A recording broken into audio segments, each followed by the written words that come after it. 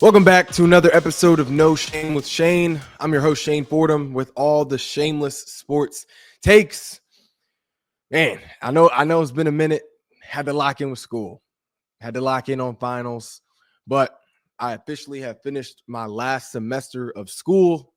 So I get to lock back in, getting my second degree at the age of 23, graduating in May. Super excited. But now that I'm done school, it means I get to lock back in. You know, means I get to get back to flowing with the episodes, man. So it's good to be back. But talking some Eagles-Panthers today to start off. Panthers beat the Eagles. Eagles beat the Panthers yesterday, 22-16. Hurts throwing for 10 of 13 passes completed, 76% completion rate, 71 passing yards, 58 rushing yards, 2 passing TDs, 1 rushing, 3 touchdowns total. If you don't trust Jalen Hurts as your quarterback, something's wrong with you. I mean, you're in some sort of denial if you still think that Jalen Hurts isn't capable of winning games and winning in the stretch. There aren't 5 quarterbacks that are better than Jalen Hurts right now. Jalen Hurts this season has proven that he can be the centerpiece of the offense just as well as he can be a complementary piece to an offense. Not a lot of quarterbacks know how to do both. Some guys, they only know how to be the main superstar on the squad. And then some guys only know how to manage the game well and feed off of other people within the offense. The other guys on the offense that are the main superstars. Jalen Hurts knows how to do both. And he's not only he's showing that he can be, we've seen him be a playmaker and we've seen him be a game manager at different points in the season and in his career. He just happens to be on one of the most talented teams in the NFL, especially just offensively, and which includes an MVP candidate in Saquon Barkley. And with that being said, there is no way that Saquon Barkley should not be the MVP for the 2024 season. There's just no way. Saquon Barkley, he's on pace to break the single season. He's on pace to break the single season rushing record with 2,100 yards. He's averaging 120 yards per game right now. Only 2 other running backs have done that in the entire history of the NFL. Jim Brown and Barry Sanders. Saquon Barkley makes 3. Adrian Peterson didn't even do that in 2012, the year he won MVP. So Saquon Barkley is already doing something through 13 weeks of the NFL season. Saquon Barkley is already doing something that is rare, that we have almost never seen before, especially from a running back that has won MVP in the last 2 decades. Saquon Barkley is making history. I mean, he's cleared Derrick Henry now in rushing yards. He's cleared Christian McCaffrey from where C-Mac was last season when he was in the MVP race, Offensive Player of the Year conversations. And I already know what people are going to say. You know, there's more weeks in the season now. You know, Saquon Barkley has more time to rack up these yards. Well, there's never been less than 13 weeks in an NFL season.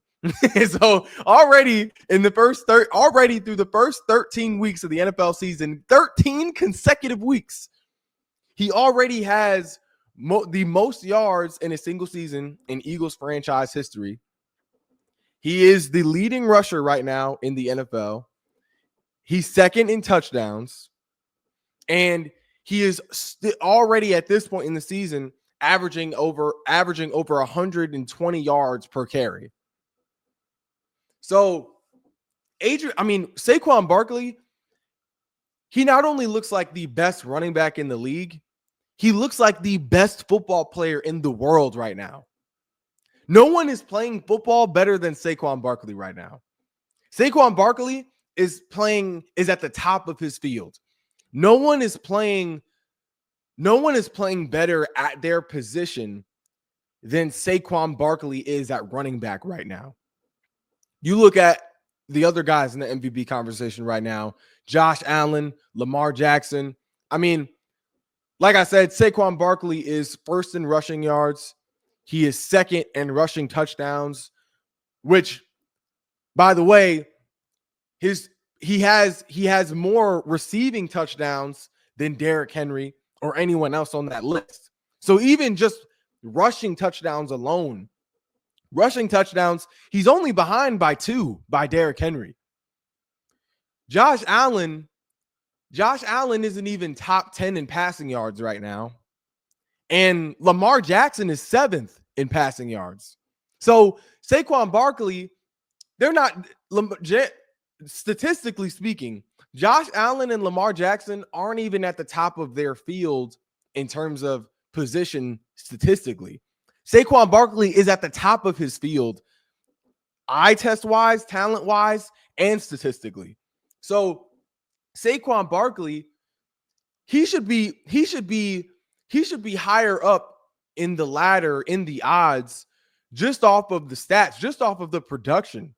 Like the MVP award should not be so quarterback based, so QB based that we have to ignore the amazing performance that Saquon Barkley is having this season. Like, it really doesn't make sense. And it's the MVP, the award is the most biased award that the NFL has if Saquon Barkley is passed up for this, if Saquon Barkley does not receive MVP. Like, there's no logical reasoning as to why Saquon shouldn't win MVP over Josh Allen and Lamar Jackson. And if you think about it, it's not even just because Saquon is on a talented team. Saquon Barkley is the most important person in that offense right this year. There's no one on that offense that is more important than Saquon Barkley this year. Saquon Barkley is the best player on that offense, which is why Jalen Hurts doesn't have to do as much this year, which is why we're fine with him being more of a game manager this year, because of all of the weapons that we have on the offense, most notably Saquon Barkley. So you can't even say, Saquon Barkley is just stat boosting because of the team he's playing on, because it's not like anyone else is playing fantastic ball, MVP caliber ball. You look at Lamar Jackson, Derrick Henry has been playing MVP caliber ball. He was in the MVP conversation for the first 6 weeks of the season. Derrick Henry has had a major impact on that offense. You could say that Derrick Henry is as equally important to Lamar Jackson as Lamar Jackson is on that Baltimore offense. You can't say that about Saquon Barkley. There's no one on the Eagles offense that are as important and that have had as big of an impact on the offense as Saquon Barkley. So that already gives Saquon Barkley a boost in the MVP conversation over Lamar Jackson. The fact that Lamar Jackson and Derrick Henry have been kind of co-piloting, where Saquon Barkley has been leading the offense to their success. So I definitely think that Saquon Barkley should win MVP this year, no question. At least with on the track that he is now as of week 13. Saquon Barkley, as of right now, is the MVP of the league. But with that being said, I mean, yesterday's game against the Panthers, it was a good game. Like, I mean, I'm not so much as disappointed in the Eagles, because you're not going to play perfect every week, right? Not going to play perfect every week. They still got the dub. The defense had key stops at the beginning of the game. It was a defensive game for the entire first half.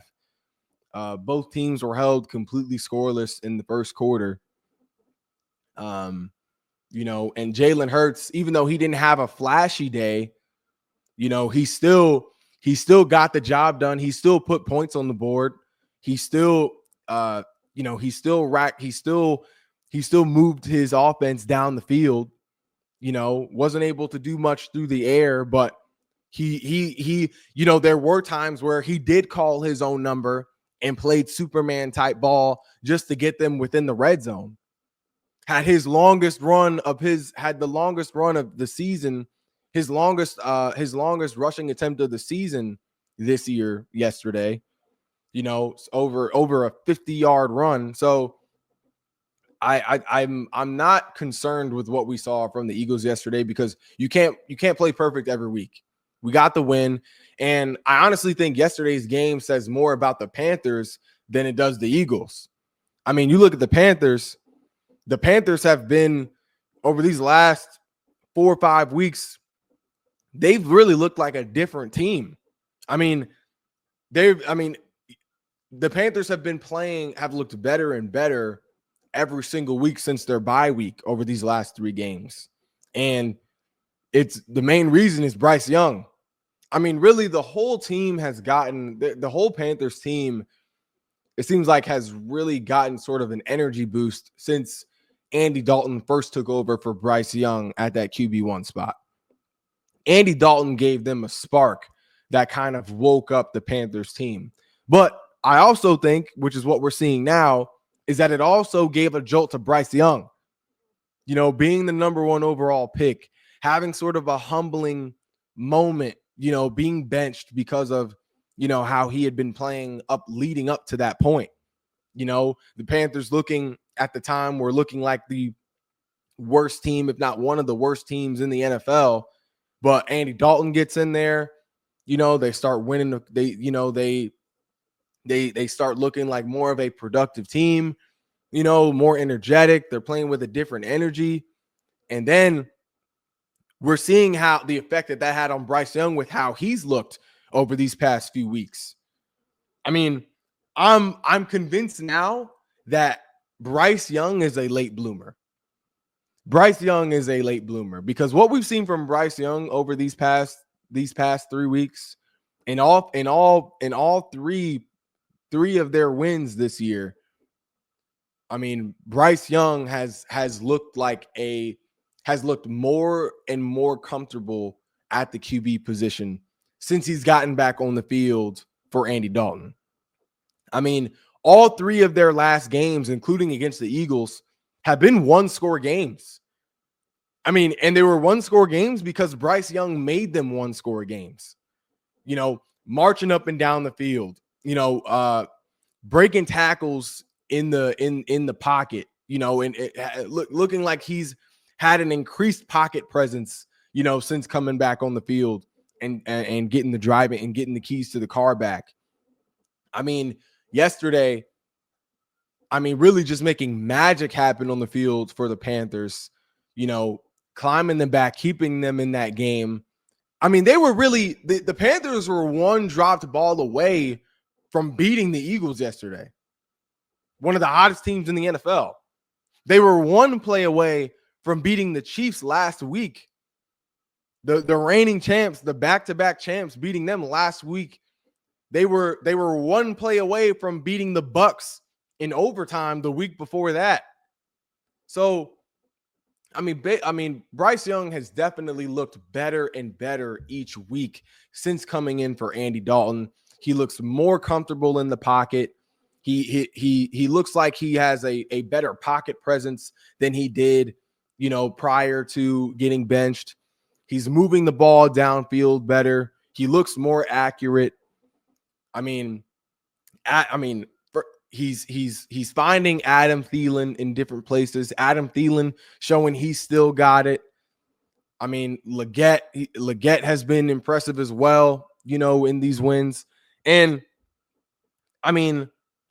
all of these, if you look at Bryce Young's career too, only 4 wins in his career, but each of those games that he's won, he has won on his last drive of the game in crunch time, in the clutch. So I think that says something to Bryce Young too, the fact that the games that he has actually won, they've been games that he has won himself. Not games that were won by the defense, or the special teams. The games that the Panthers have won during his career have been games where he has led the team on a game-winning drive, making the key plays in the clutch time moments of the game. And that's something we saw yesterday against the Eagles. I mean, he marched down the field on the Eagles which would have been a game-winning drive if Leggett catches that ball. I mean, if Leggett catches that ball, I mean, that could have been a catch and run touchdown. It clearly puts them in the red zone where it could have been either a toss or inside handoff to Chuba Hubbard, or maybe a play action pass to Adam Thielen in the corner. I mean, Adam Thielen had been making tough catches all game yesterday. So that's definitely a game that Bryce Young could have won, that Bryce Young and the Panthers could have won if Leggett catches that ball. So I'm definitely a new side to Bryce Young, because I'm convinced. I mean, I'll admit it, I didn't think Bryce Young was going to last long in the NFL. But he's proven that he is a late bloomer, which, that's true with a lot of players in the NFL, though. I mean, there's some of the greatest players in the NFL have been late bloomers. Not everyone can get hot right away. Bryce Young, if this is the Bryce Young that we saw week 1 of the NFL season, there's no telling what the Panthers could look like right now. They definitely would be more than 3 wins. They definitely would be more than 3 wins if this was the Bryce Young that we got at the beginning of the season. So it's going to be interesting to see not only how they finish this season, it's not like they're going to be making the playoffs this year, but how they finish this season will definitely be a sign as to what we'll see from them next season. I'm really excited to see what we'll see from Bryce Young, this form of Bryce Young, with a full season ahead of him, with the weapons that he has in Adam Thielen, in a more experienced Leggett, with Chuba Hubbard in the backfield, with some offseason additions that I'm sure they'll make after February in this summer. So yeah, definitely going to be something to watch is the progression that Bryce Young has shown and will most likely show as we finish the season. But that's all we got for today's edition of No Shame with Shane. If you haven't already, be sure to like, follow, and subscribe to us on all of our social media channels at No Shame with Shane. And I will be back later on with more shameless takes.